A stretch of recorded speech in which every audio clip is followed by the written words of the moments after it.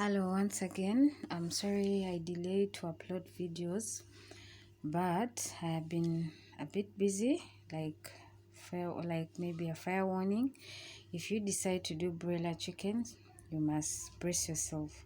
It is not for the faint of heart.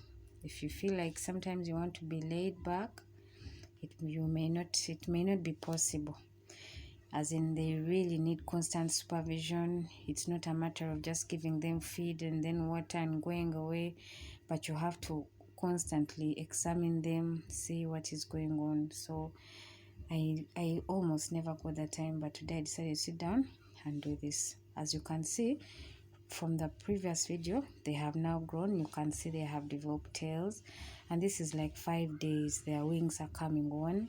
They are curious, they love to move around, and the space that looked once big in the box in the store is now becoming smaller. So the thing I can tell you right now, as in the previous video, some people use papers like cardboards to help them, like when they're babies, because they cannot differentiate between feed and what is below their feet. So the others use cardboards. I used to use them, papers, cartons, but for me I opted to use clothes. Like I would put different kind of clothes, nice ones, and as you can also see, the sigiri is outside, the meko is outside. Why? The space is no longer enough. So I put the meko outside so that they can still get the warmth. Please remember, this is in a small space. So back to the shavings, the bedding down. I would get them in the morning. When they're babies, they poop a lot, like really a lot. So you put and remove, you put and remove, and you wash them. Like you have to do it like twice, not twice. You put the first side, in the evening you remove. You also can see that this is now very dirty, and then you soak and wash and dry. You have clothes that you know these are for the babies when they come, the baby chicks when they come. Then secondly, the other thing I know that we are doing is that I could do what